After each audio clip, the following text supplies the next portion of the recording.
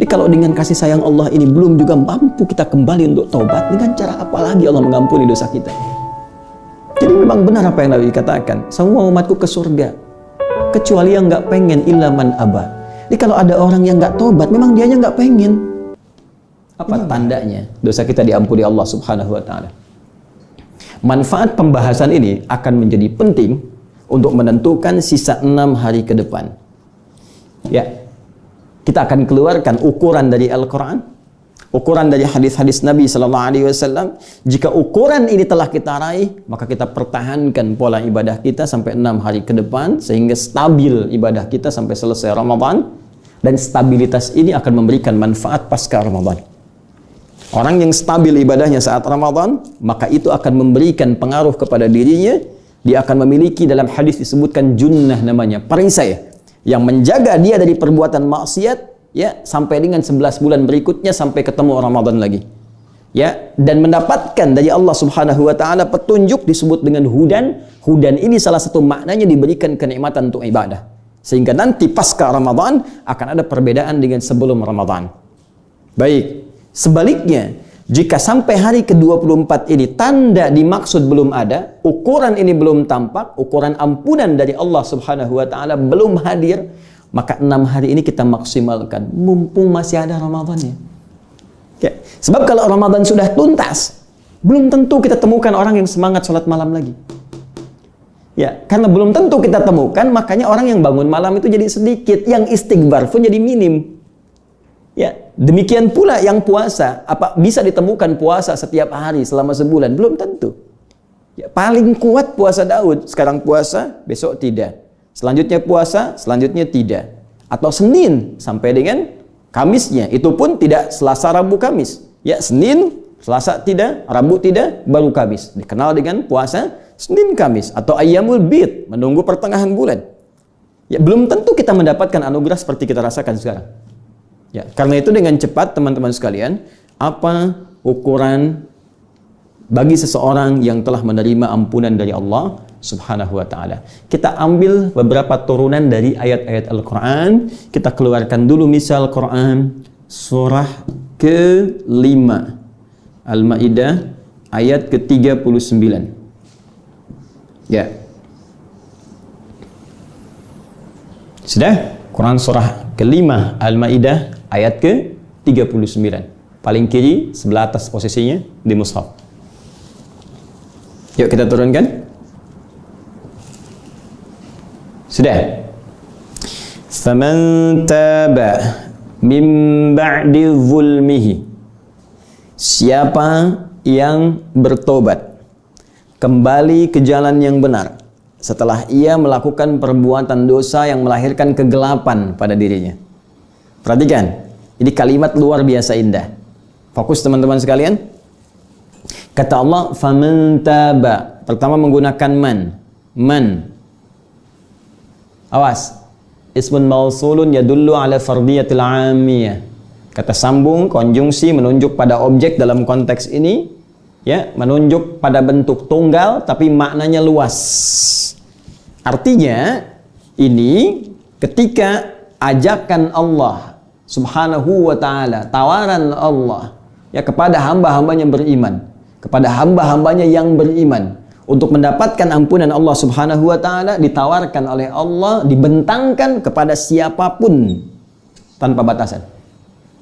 Tunggal bentuknya umum, mau laki-laki, perempuan, tua, muda, besar, kecil, ya mohon maaf, mau kaya, mau cukup, nggak ada batas rata kehidupan di dunia ini. Ya, tidak bisa kemudian menghambat nilai ampunan Allah untuk diberikan. Siapapun bebas. Jelas sampai sini? Baik, karena itu, karena sifatnya bentuknya tunggal, maka setiap kita dapat tawaran.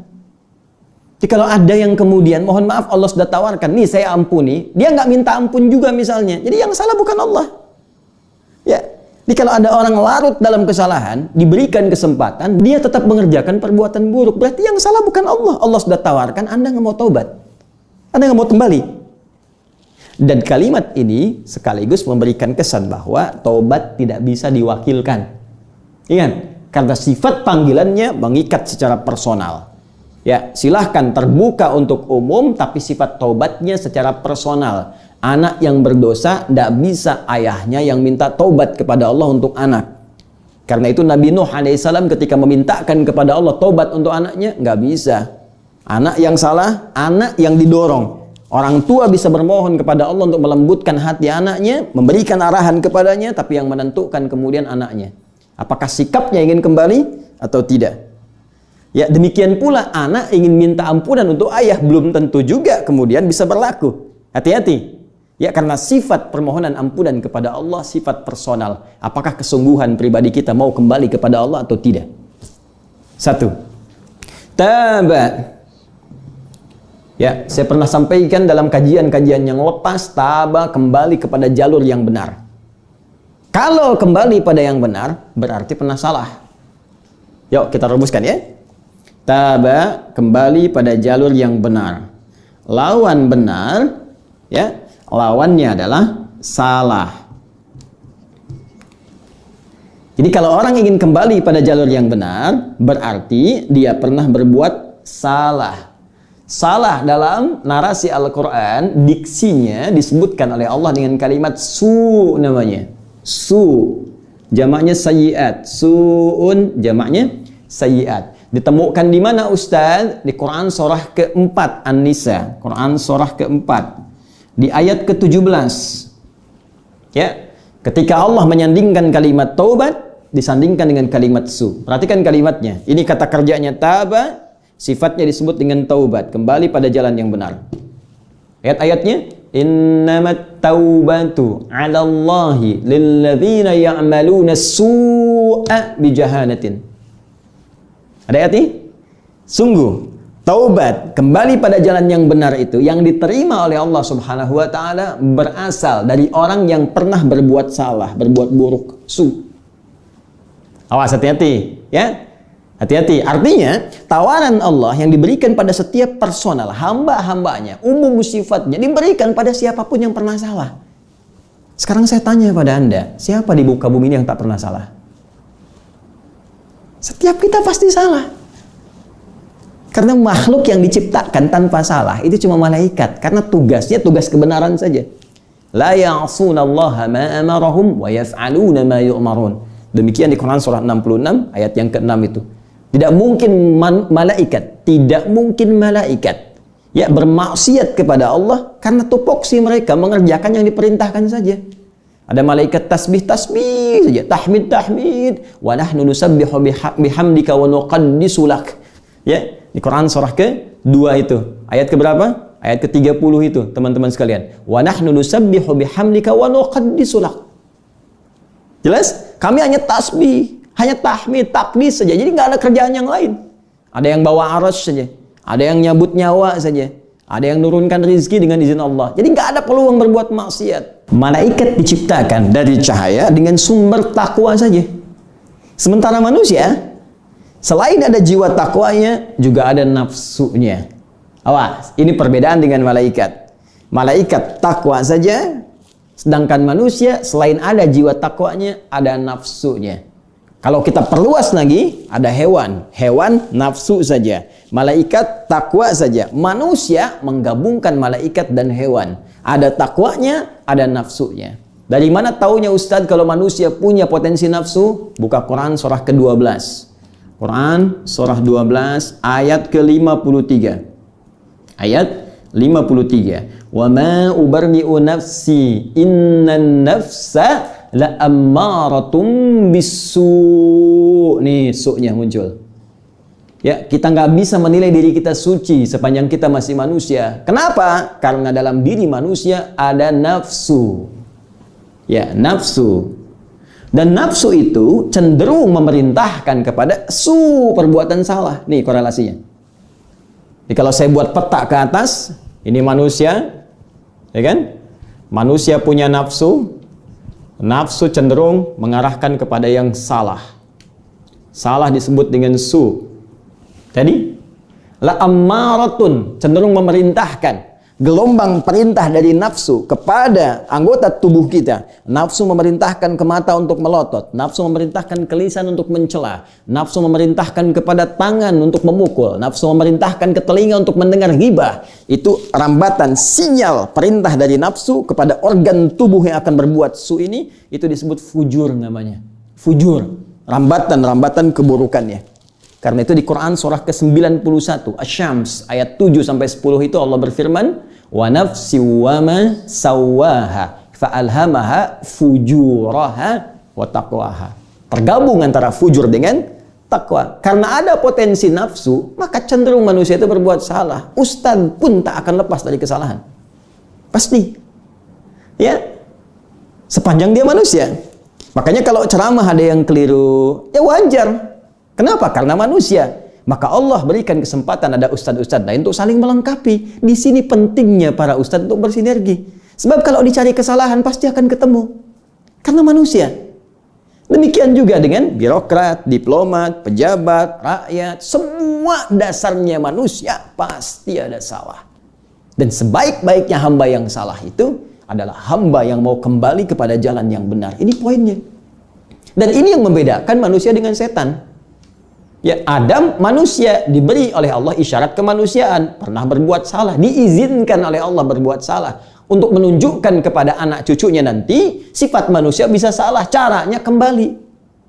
Ya, maka ketika Adam berbuat kesalahan itu dengan izin Allah diberikan jalan untuk kembali, jalan taubat tadi, untuk memberi petunjuk kepada kita anak cucunya yang bukan nabi, karena kita bukan maksum. Setan salah, setan gak mau taubat. Ya, di ketika setan berbuat angkuh, salah. Ditawarkan taubat, sombong, naik, ingin membuktikan kehebatannya lebih unggul dibandingkan manusia. Setan salah, setan nggak taubat. Manusia salah, sifat manusia taubat. Jadi kalau ada manusia hidup di bumi salah, nggak mau taubat juga, patut ditanya, dia manusia atau bukan? Itu poinnya. Nah, jadi Allahu Akbar, saya sering katakan jangan pernah menyimpulkan seseorang itu sempurna. Fala tuzakku anfusakum. Jangan pernah menilai diri suci. Karena pasti ada kekurangan dalam diri kita. Sebaik-baiknya hamba yang salah itu, dia kembali pada jalur yang benar. Ya, saya ulangi ke sini. Manusia punya nafsu. Nafsu memerintahkan pada yang buruk, salah. Ya, karena ada amarah, fujur. Perbuatan salahnya disebut dengan su. Ketika manusia berbuat salah pun, bahkan sepanjang hidup dia sebelum dia wafat, sebelum sampai ajalnya ke tenggorokan, saking mulianya Allah kepada kita, spesial. Selama 30 hari, dalam 1 bulan, diberikan semua kesempatan siang, malam, waktu spesial. Siapa yang mau minta ampun? Siapa yang mau kembali? Siapa yang mau kembali? Siapa yang mau kembali? Langsung dipaksa. Karena kalau bukan Ramadan, ya nggak memaksa. Karena nggak dipaksa ini, sebagian orang tidak tergerak untuk mengerjakan itu. Tapi kalau Ramadan, dorongannya kuat. Puasa wajib, dipaksa puasa. Dengan puasa itu istighfar diampuni. Malam diberikan dorongan, walaupun sifatnya sunnah, kita pengen ngerjakan. Istighfar diampuni. Ini paksaan ini muncul karena sayangnya Allah. Kamu lahir bersih, jangan sampai pulang kotor. Dipaksa untuk minta ampun supaya Allah keluarkan rahmat untuk mengampuni kita semua. Jadi kalau dengan kasih sayang Allah ini belum juga mampu kita kembali untuk taubat, dengan cara apa lagi Allah mengampuni dosa kita? Jadi memang benar apa yang Nabi katakan, semua umatku ke surga, kecuali yang nggak pengen, illa man aba. Jadi kalau ada orang yang nggak tobat, memang dianya nggak pengen. Ini yang bahaya. Nah sekarang, ini yang menarik. Kembali ke Quran surah ke-5 ayat 39. Faman taba, siapa yang kembali pada jalan yang benar. Ya kan? Min ba'di zulmihi, setelah dia dalam kezaliman, kegelapan. Ingat, ini isyarat indah dalam Al-Quran. Orang yang berbuat salah, itu cenderung gelap. Hidupnya gelap. Ya, kalau gelap itu kan cenderung ada pada ketakutan, takut ketahuan orang, sifatnya sembunyi, ya, dari mulai takut diketahui, takut diawasi, takut nampak depan orang, pergaulan jadi terbatas, gelap hidupnya. Ya. Anda hidup di dunia itu untuk mendapatkan kesenangan, kenyamanan, keterangan. Kenapa memilih jalan yang gelap? Karena ini sudah fitrah. Orang yang menempuh jalur yang buruk, maka orang menyebutnya dia mengerjakan menempuh jalur kegelapan. Dia hidup di dunia gelap, kan? Nah, ini sudah fitrah, bahasa Quran begitu. Zulmun, gelap.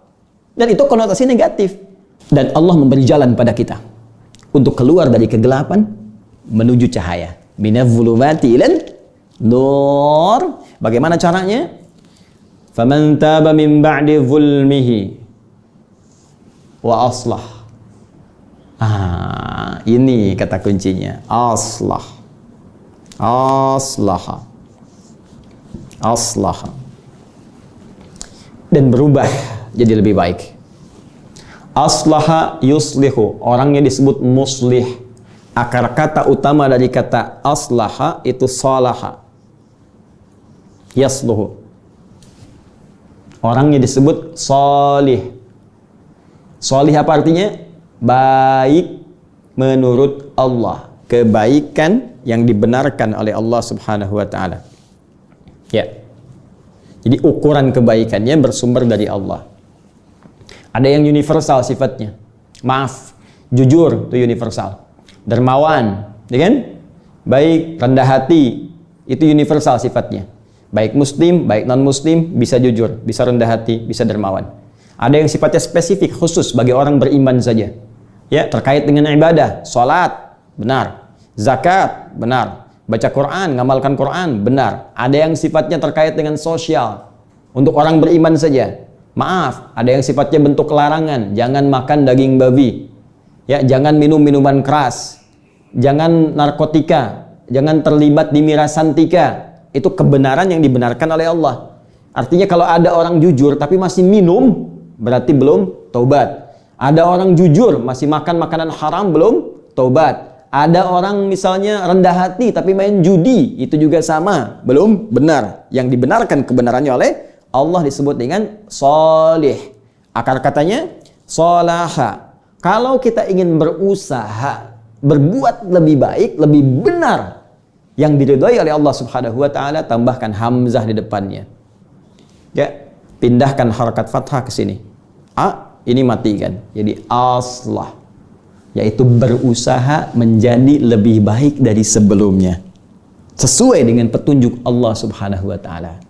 Jadi ternyata, teman-teman, Allah memberikan indikator orang yang tobatnya diterima itu oleh Allah Subhanahu wa taala, dia kembali kepada jalan yang benar, meninggalkan perbuatan buruknya, setelah itu ada usaha pada dirinya untuk memperbaiki diri. Jadi bukan sekedar berhenti dan diam, tidak. Misal, mohon maaf, mata digunakan untuk menatap hal-hal yang haram. Gambar yang terbuka, tontonan yang tidak wajar, Anda ingin taubat. Dari mana caranya? Dari mana tahunya kita bertobat? Kembali kepada Al-Quran. Lihat petunjuknya. Pertama, tinggalkan. Jauhkan perangkat-perangkat ini. Serius kita. Kalau mau ninggalkan, perangkatnya jauhkan. Kalau di handphone, uninstall. Ya, sekali lagi, kalau di handphone, uninstall programnya. Jauhkan, hapus. Kalau di TV, jauhkan. Kalau majalah, buang, bakar. Ya, jauhkan. Dengan menjauhkan ini, dengan menghilangkan dari sekitaran kita, maka tidak ada peluang bagi setan untuk membawa kita kembali pada dunia gelap itu. Setelah itu apa? Aslah. Datangkan yang lebih baik yang bisa dilihat. Kalau di TV, channel-channel maksiat, hapus, erase, hapus, datangkan channel-channel kebaikan. Channel dakwah, bacaan Quran, ya. Informasi dunia yang memberikan manfaat kepada kita. Silahkan dunia lautan, dunia hewan, dunia astronomi, ya alam semesta misalnya. Belajar kita.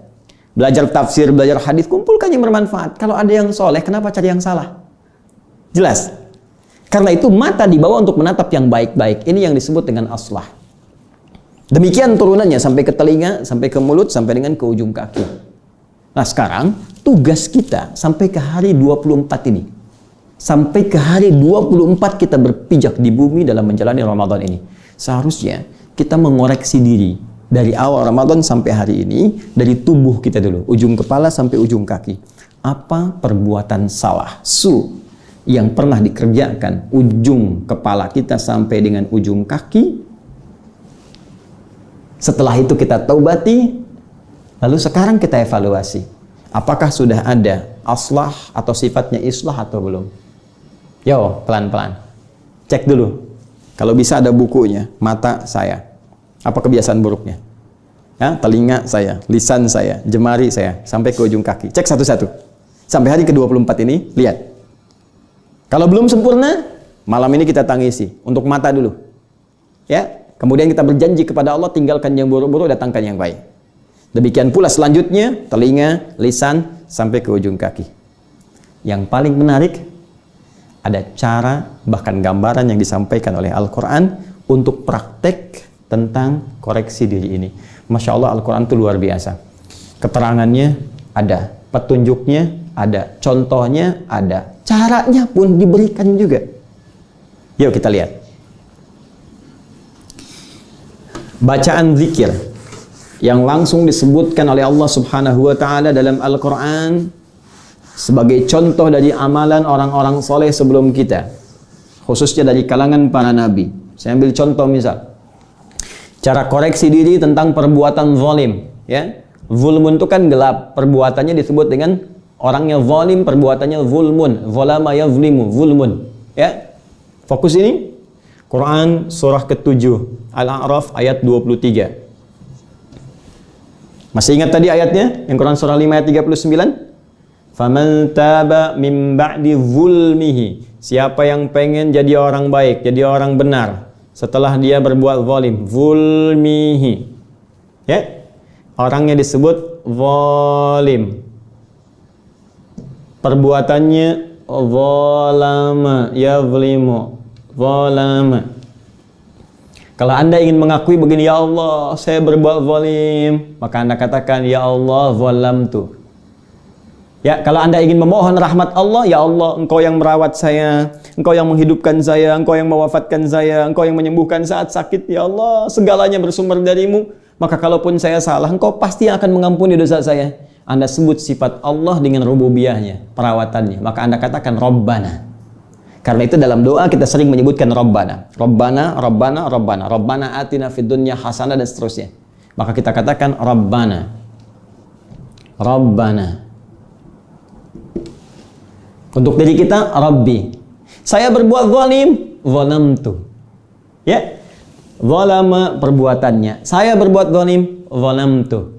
Baik. Tapi di rumah kan bukan sendirian. Kalau Anda anak, pasti ada ayah, ada ibu.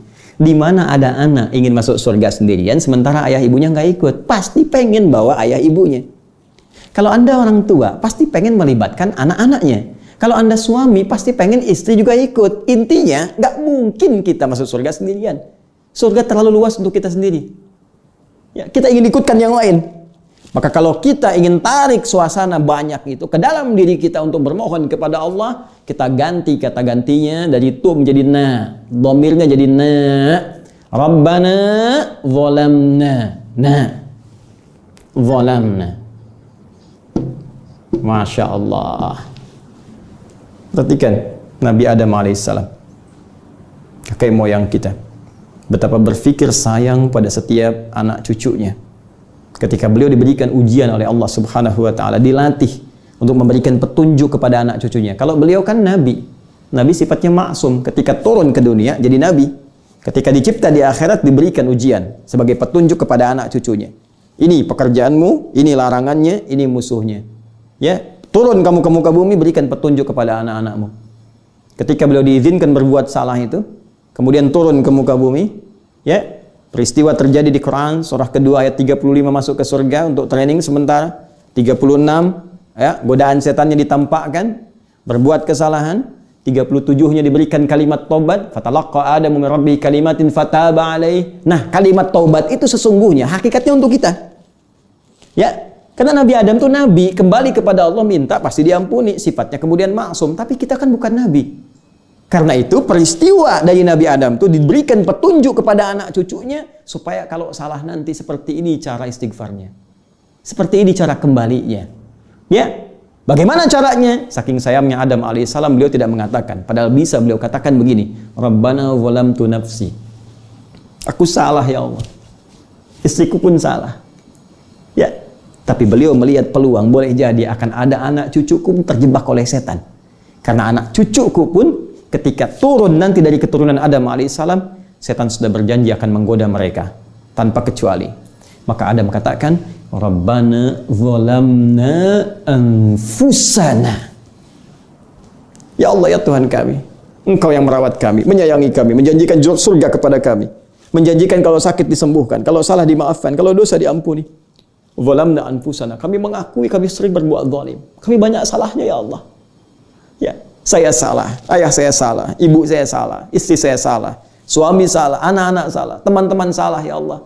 Karena itu ketika Anda menyebutkan kalimat zalamna, coba gambarkan siapa yang Anda kemudian ingin ikut sertakan. Apakah ayah Anda, ibunda, istri, anak-anak, ya, adik kakak kita, masukkan di situ. Zalamna anfusana. Ketika menyebut kalimat anfus, zalamna anfusana. Anfusana. Anfus jama dari kata nafas. Nafas itu kan diri kita, ini. Wakil dari tubuh kita. Nafas maknanya banyak sekali. Bernafas, nafas. Kumpulan tafujur dengan takwa, nafas. Diri ini pun seutuhnya nafas namanya dalam bahasa Arab. Ya. Karena itu, ini bagian pertama koreksi. Ketika Anda menyebutkan anfusana, cek mata, telinga, lisan, sampai ke ujung kaki. Apa dosanya? Apa salahnya? Maka bangun sebetulnya di setiap malam Ramadan. Kalau bisa Anda kasih kurikulum malam pertama, saya ingin selesaikan dosa dengan orang tua. Bayangkan salahnya apa. Minta ampun sama Allah. Kalau sudah wafat, doakan. Kalau masih hadir, minta maaf. Minta doa. Minta kepada Allah. Minta. Dan perbaiki. Setelah itu rubah sikap kita dengan cara yang lebih baik. Demi Allah saya katakan akan terjadi perubahan dalam hidup kita. Lalu kepada pasangan hidup, anak-anak, teman-teman, saudara-saudari kita, praktekkan ini. Dan yang paling dahsyat, kalimat ini langsung diturunkan oleh Al-Quran di surah ke-7 ayat 23. Paling kanan sebelah atas di mushaf. Rabbana zalamna anfusana wa illam taghfir lana wa tarhamna lanakunanna minal khasirin. Ya Allah, hanya Engkau yang mampu mengampuni dosa kami. Kalau enggak Engkau ampuni ya Allah. Kalau enggak Engkau ampuni, kami termasuk rugi. Kami akan menderita ya Allah. Sedangkan Engkau Tuhan yang penuh dengan nilai kasih. Engkau tidak mungkin membiarkan hamba-Mu menderita. Kami mohon ya Allah. Kalau dengan permohonan ini belum juga diampuni, dengan cara apa lagi kami memohon kepada-Mu ya Rabb?